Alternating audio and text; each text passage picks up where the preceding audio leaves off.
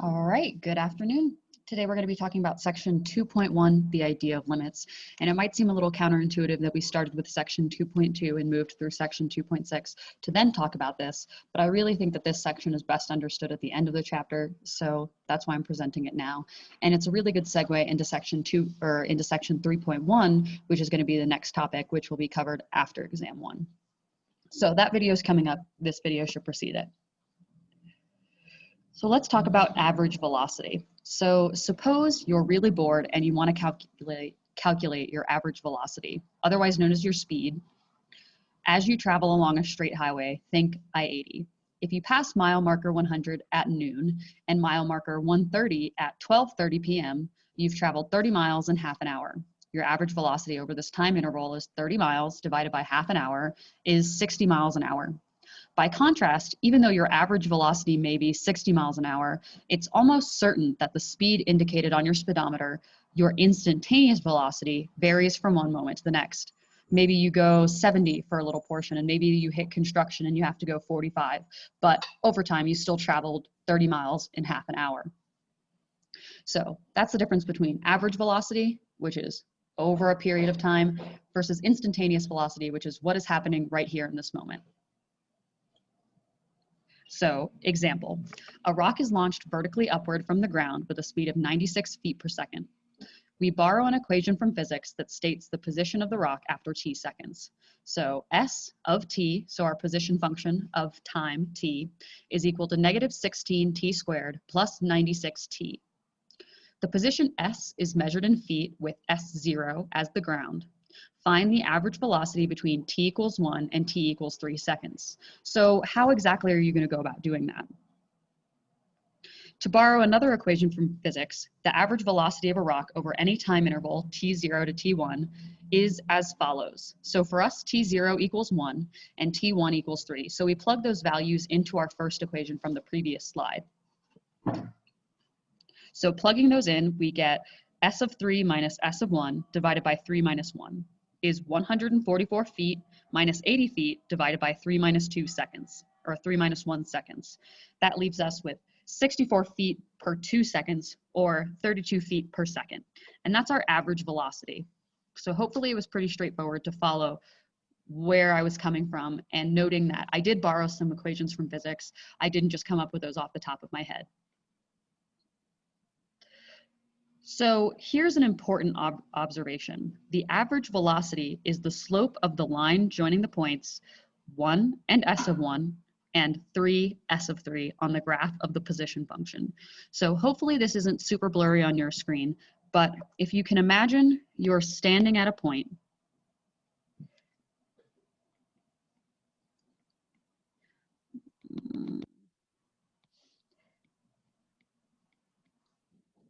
and you've got your rock in your hand. You throw it up, and at some point, it stops and it comes back down. Well, this graph, as a function of time, looks like this. H is height, t is time.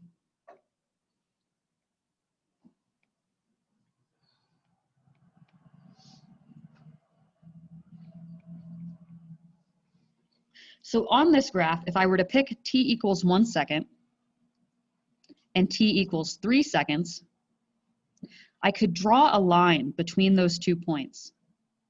And that's exactly the line that we have here in green. So blue is time at 1 second, green is time at 3 seconds.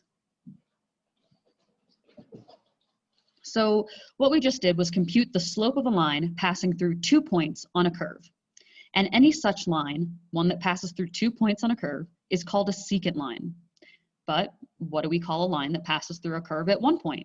Well, that line is called a tangent line, and tangent lines are going to become really important as we study calculus. So what can we do? Well, we can take 2 points, x and a, on some sort of curve, and draw a line that passes through the 2 of them. And then you see here that there's some distance between x and a, and I can always make that distance a bit smaller. And as I make that distance a bit smaller, these 2 points become closer together. And when I make that distance smaller again, the points are again closer together. And then there's a point where there is no distance between my 2 points, x equals a, and I've only got 1 point, but my line is going to pass through that 1 point and not touch anything else. So that's how we get from a secant line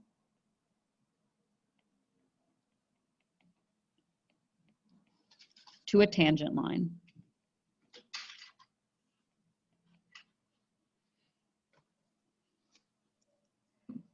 So we can compute the instantaneous velocity, maybe as you're driving or something like that, as the limit of the average velocity as x approaches a. So as we make the distance between x and a smaller and smaller and smaller until the 2 points coincide, we can figure out what instantaneous velocity is.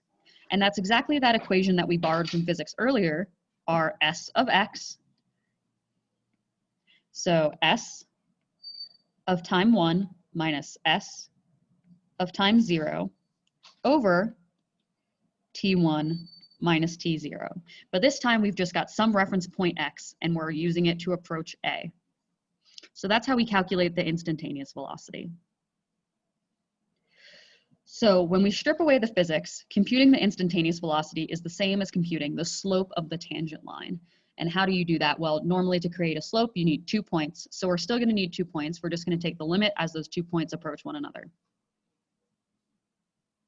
Example, find the slope of the line tangent to the graph f of x equals x squared plus 2x minus 8 at the point 1, negative 5. So how do I set that up?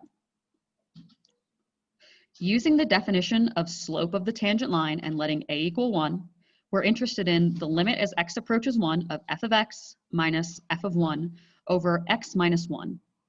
So I've got my function right here when I go to plug things in. I've got x squared plus 2x minus 8 minus, and f of 1 is equal to negative 5. So minus negative 5 is plus. So we've got plus 5. Well, I can add my 5 to my 8, and that becomes negative 3. So I've got x squared plus 2x minus 3 all over x minus 1. And we know how to take the limit of this bad boy.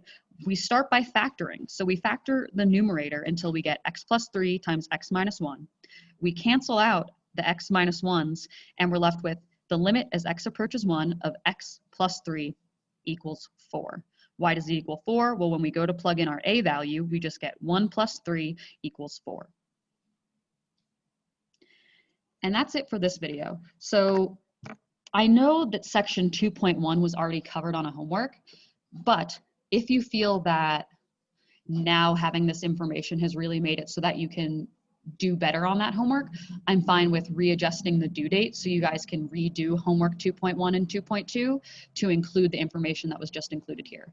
So if you really feel like it's going to help, shoot me an email and we'll get that all sorted out for you.